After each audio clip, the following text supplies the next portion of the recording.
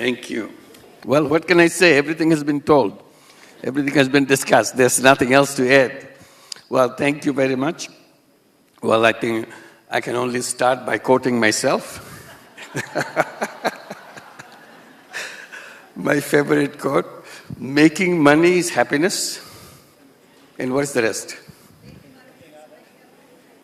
Making other people happy is a super happiness.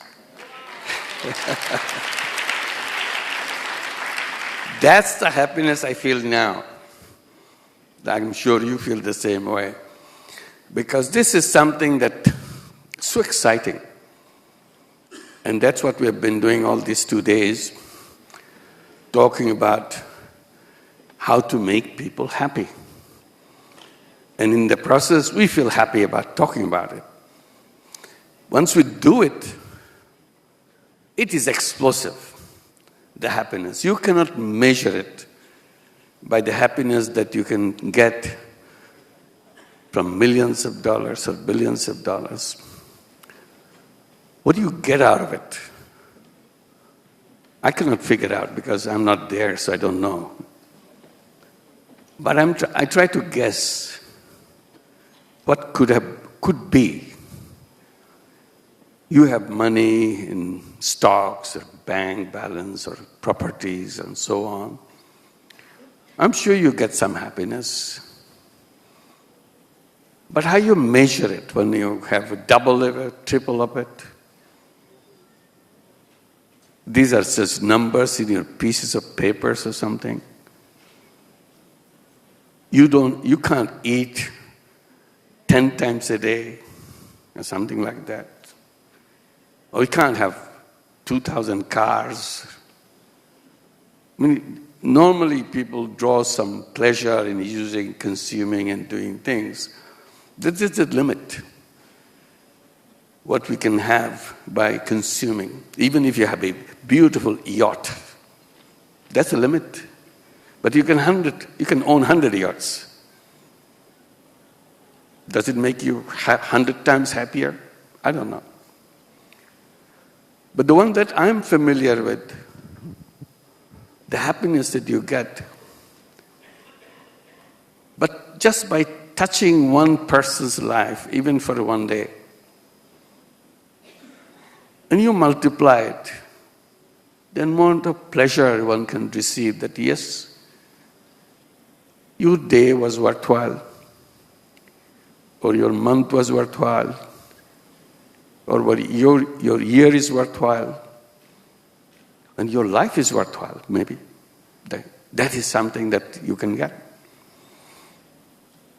So this pleasure is kept unknown to us. That's the complaint I keep making. Because we are always talking about pleasure coming from consumption, coming from possessions, coming from accumulation. Not the pleasure of having. Use your life, use your time to do something which touched other people's life. And that continued to expand even before you know it, because somebody said, he did something, and they want to follow that. And whatever you have done multiplies in another direction. So what we have been discussing here is about social business and the application of it, how we can do in the various ways. It's nothing but feeling that pleasure, that yes, we can do that. And there I try to kind of push one more word by saying that human capacity, human ingenuity, human creativity is unlimited for every human being. I don't know, I'm a scientist, I don't go and measure it. But I feel that the enormous capacity that human being has, that has been displayed over years. If we could pull this human creative capacity even a small way, not pulling 8 billion people's creativity, just in a small way. That's such a power. No problem can remain unresolved. But somehow our upbringing, our discussions, our knowledge doesn't help us, inspire us to unleash it in that direction. There are directions that people try to unleash it. That's on the direction of personal pleasure of consumption and possessions and so on and so forth. So this is what the missing part that I see, and I keep raising that issue again and again. And we have talked about so many issues when we got here. And looking at each other itself was such an inspiring thing for me, and also, I'm sure, for you too. Just seeing the friends that you met other time and exchange your conversation with him or her, and suddenly feel alive that, yes, I have to do more. And these past 2 days, we have accomplished so much which you cannot realize right now. We'll realize it when we go back. Suddenly we feel excited. Things that we kind of slowed down or got out of our attention came out. And that's the direction we want to go, we want to achieve. Simple thing to say that all the things that impossible are becoming possible. That's the human history. Otherwise, we won't be here. Every stage we have made impossible possible. So, if impossible is a limited number, then the remaining impossibles are becoming smaller, smaller, and smaller. So I feel, and I'm sure you feel the same way, before all the impossibles get done, it's our opportunity to take that remaining impossibles to make possible, say we completed it, done. And that's our chance. And all the impossibles that we see, it's not something that beyond our capacity. I try to put them in the numbers of 3 zeros. And each one looked possible. And simply redirecting our attention, that's about it. And we don't have to wait, as I said, we don't have to wait for everybody to agree, everybody to march on, nothing like that. Individuals, just to individuals. An individual is such a power. That's a point that I want to emphasize again and again. You don't have to wait for anybody. You design your own thing. You don't have to even, in many cases, you don't have to learn from anybody. Just do it the way you feel. And that's the beginning of it. Sometimes we emphasize so much on training. In Grameen Bank, one common question always I was asked, how do you train your borrowers? I scratch my head. What is that I do? Did I train anybody? I never remember. Because we don't train anybody. Given the situation, people start learning on their own. And it's much powerful. And my point always was, no, I don't train. I only feel so sorry. People have so much skill, but they have no opportunity to use them. Society has blocked all the path for them. So all we need to do is to unblock it. Let them use their own skill. And they keep pushing me, what kind of skill are you talking about? A skill of handicrafts, a skill? I said, no, I'm not talking about all those. I'm talking about their skill for survival. I said, the fact that they're alive in such an adverse circumstances, adverse world, itself is such a tremendous skill. All we have to go and support that skill so that they can live better than what they have been doing themselves. That's all we need to do. So that's a kind of thing that we can do it on our own.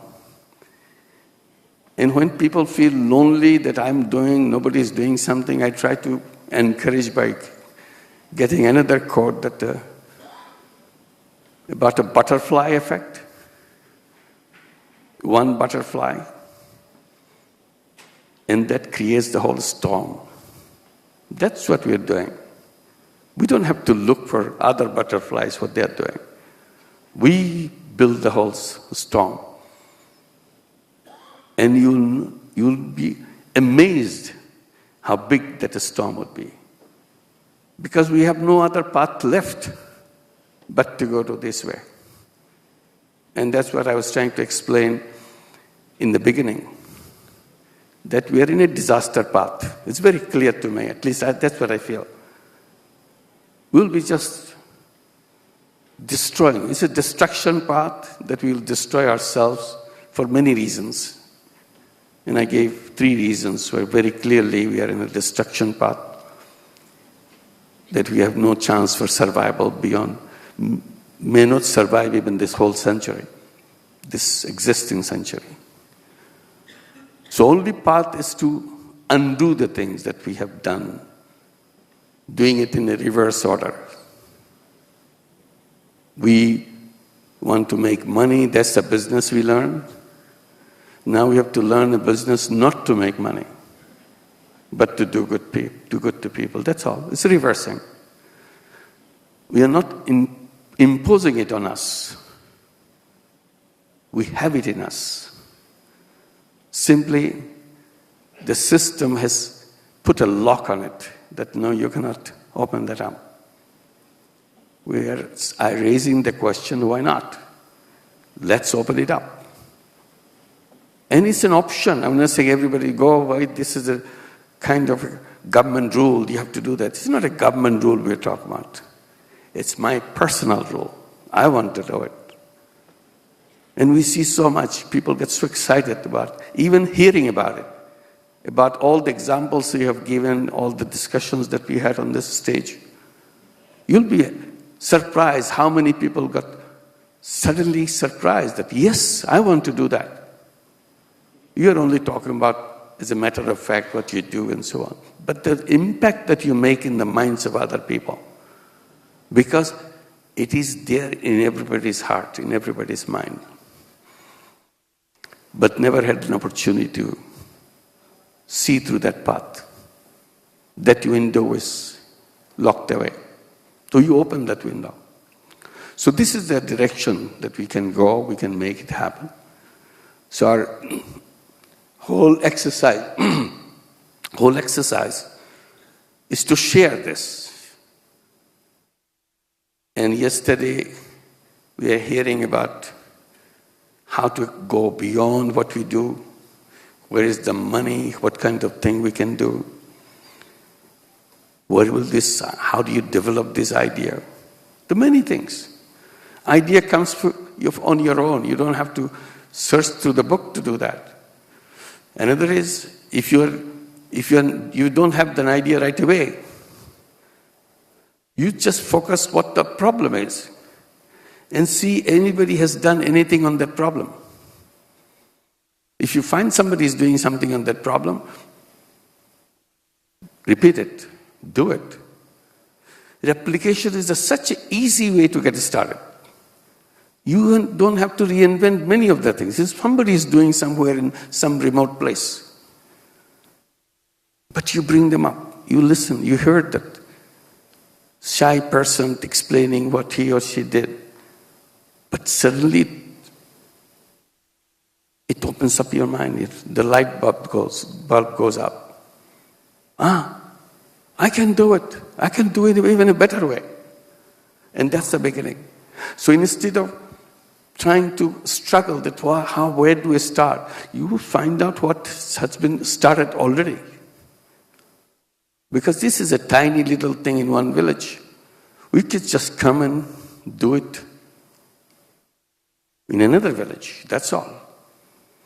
And do it in my own way, looking at the replication and see how many things I can copy. And then I learn something. I create my own. Because that copying, that imitating has given me many ideas. Suddenly, I started elaborating them. All things start like this, in a very simple way. But everybody else adds something, and something, it becomes very powerful. So why don't I make this into a more powerful way? Just make one more step, which is a critical step that I added. Suddenly, it becomes, somebody copies you, and he adds another step. It becomes more powerful. So replication of all the things that we discussed is anybody can do this step right away and copy it and then add something onto it and make it happen. And the other discussion I was hearing about the financing, where the financing will come from. One favorite thing I do, I talk about retirement. This is a very strong, it creates a very strong reaction in me every time I hear that. I said, that very word retirement should be put in retirement. Because that's such a damaging word. When you hear somebody is going into retirement, and the date approaches, I think it's 60 years here, 62 years someplace, 65 years someplace, it's whatever. Suppose it's 60 years. As 60 years approaches, and 55, 56, you start worrying, what am I going to do? When it comes close to 60, I feel terrible, as if some death sentence will be put on me. Leaving the office, leaving the thing, circumstances are pushing me to go away from this. And people look at you as if this is a goodbye for you. Done. The word retirement gives the feeling as if a human being has to be put in a mothball, like the ships and others put in a mothball. So the human being is put in a mothball. So what a damaging thing. 60 years in these days, people are strong, young. People live 100 years. This is common. In 60 years, you say you are no good anymore? And what do you do with the rest of your life? You go on a world tour, you go on something, visit your children, visit your grandchildren. You don't know what to do. I said we should put this word away and say, this is phase 1 of my life, and this is the phase 2 of my life. And phase 2 is the freedom phase of my life. I'm a completely free person. I'm not obliged to do anything for anybody under instruction. I decide what I want to do with my life. And all these years, I'm preparing for my freedom phase. Instead of worrying about it, I prepare for it, waiting for it, anxiously. The day they blow the whistle, I fly. Whole world is my world now. I dedicate my life for the rest of the whole life for the rest of the world. I'm free from my worldly obligations. I'm finished. I don't want to do it. That's what it should be. And there's so many things I couldn't do because of the restrictions of my office, restriction of my boss, restriction of the society. Here, I'm absolutely free. I don't care for anybody's advice or anything. I decide what I want to do. And I plan for it. I have been planning for it for years, what I'll do. So you feel so relieved when you go. You're coming out of the jail. See? A free person. That's what the excitement is. And then I raise the question, where we should draw the line when phase 2 of my life will begin. It's up to me, not to my office, not to the government rule or rule of my company. I decide when I enter into my phase 2. I may draw it when I'm 30, when I'm 35, or whatever. Say I'm done with whatever needed to be done to take care of my family and so on, to myself for the rest of my life. But after this, I don't care about myself anymore. I care for the rest of the world. So this is it. Where the money will come from, I collected the money that I want to use my life for the phase 2, whatever I want. For the rest of what I earn, what I do, is all for the people, all for the world. It's not going back to my kitty, my bank account. It's for the world account. This is what I do. That's the resource. And when I die, whatever I have, I leave for the world. Why should I have to leave for my children and something else? I have done enough for them. They have taken care of themselves, and they are on their own. I tell them that when your life is over, you leave it for the rest of the world. If we put it that way, where is the shortage of money? I can't figure that out. What is the shortage of resources? I can't figure that out. And it's all in me, in person, individual. It's not about, again, government decisions or company decisions or anybody else's decision. Okay, I have a phone call. All right. Yes, should I be Yes. waiting? Okay, I will join. Thank you. Maybe somebody didn't like the retirement thing. No, this is, can you explain who is calling? Right.